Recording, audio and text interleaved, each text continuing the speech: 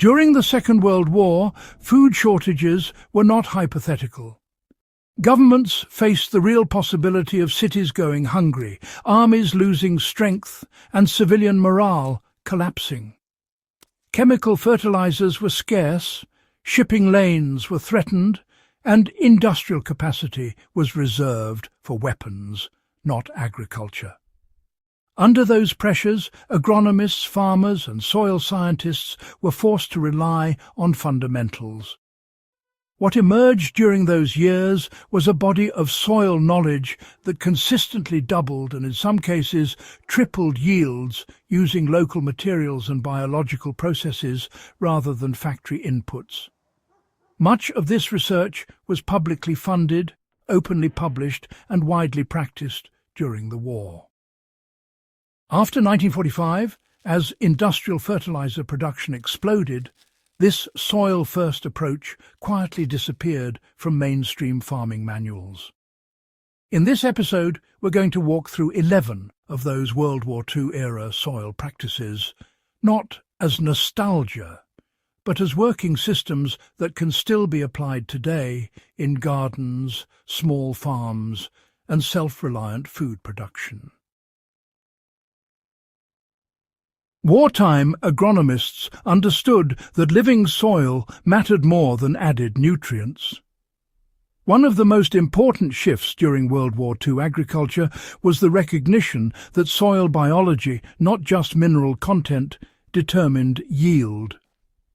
Researchers working with rationed inputs observed that fields with active microbial life produced stronger crops, even when chemical fertilizers were unavailable. Farmers were encouraged to stop sterilizing soil with excessive lime and salts and instead protect fungi, bacteria, and earthworms. This is directly applicable today by reducing synthetic inputs, avoiding over-tilling, and allowing organic matter to break down naturally.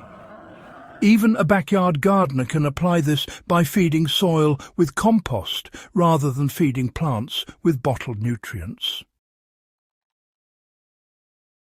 Deep composting replaced shallow fertilization out of necessity.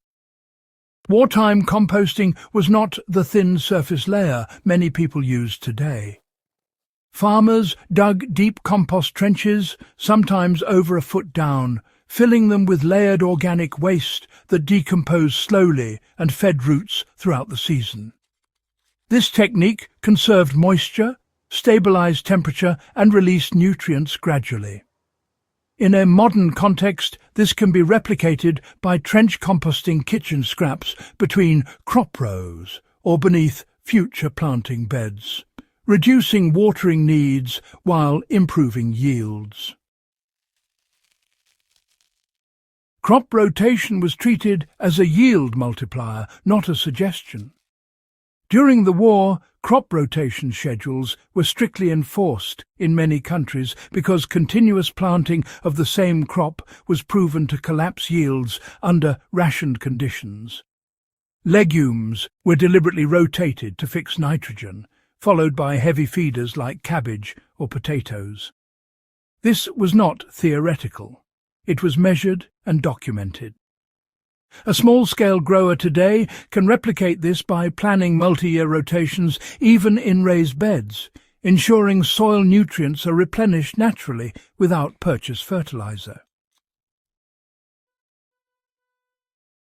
Green manures replaced industrial nitrogen inputs. When synthetic nitrogen was diverted to explosives, farmers turned to green manures like clover, vetch, and rye. These crops were grown not to harvest, but to be cut and turned back into the soil at peak biomass. The result was a dramatic increase in soil organic matter and available nutrients. Today, cover crops can be grown during off-seasons or between harvests, then cut and left to decompose, providing the same fertility boost with no external inputs. Mulching was used as soil armor, not decoration. Wartime manuals emphasized heavy mulching with straw, leaves, and even shredded paper. Mulch was used to prevent erosion, suppress weeds, retain moisture, and protect microbial life. Fields treated this way required less watering and produced more consistent harvests. In modern gardens, thick organic mulch can dramatically reduce labour while improving soil health over time. Ash, bone and animal waste were carefully balanced, not randomly applied. With commercial fertilizers scarce, farmers used wood ash for potassium, crushed bones for phosphorus, and properly composted manure for nitrogen. The key was balance. Wartime agronomists warned that misuse could damage soil for years.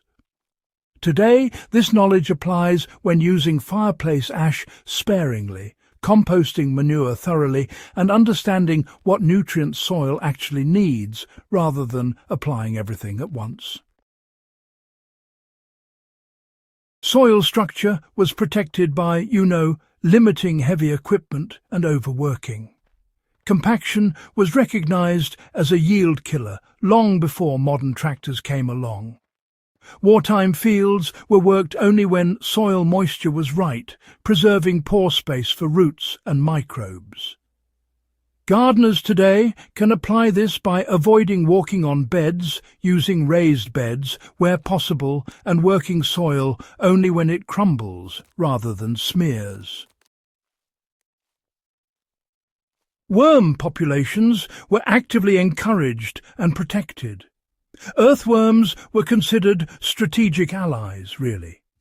Manuals instructed farmers on how to maintain worm-friendly conditions, including moisture retention and organic feeding. Fields rich in worms consistently outperformed others. Encouraging worms today is as simple as adding organic matter, avoiding pesticides, and keeping soil covered. Local soil testing replaced generic fertilizer formulas. During the Second World War, agriculture relied heavily on simple local soil testing rather than, those one-size-fits-all fertilizer recommendations. Adjustments were made field by field. And honestly, modern growers can do the same thing using affordable soil tests to understand deficiencies instead of just guessing. Seed selection was matched to soil, not market trends. Wartime crops were chosen based on soil compatibility and resilience, not appearance or shipping durability. This practice alone increased yields significantly.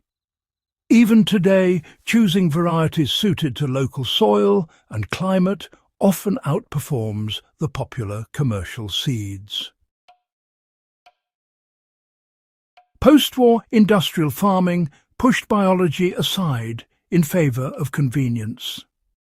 After the war, synthetic fertilizers offered speed and uniformity, but over time they gradually replaced soil stewardship with dependency. The wartime research wasn't buried in secret vaults, but it was quietly sidelined as industrial agriculture became profitable and scalable. Still, the knowledge exists, and it still works. These Second World War soil practices were born under pressure, tested at scale, and proven effective when failure just wasn't an option. They aren't outdated techniques, they're foundational principles of soil health that modern systems often ignore. If this kind of practical history matters to you, if you value knowledge that feeds families instead of selling products, make sure you subscribe to the channel, share this video with others who respect old world wisdom, and help keep this history alive and working where it belongs, in the soil.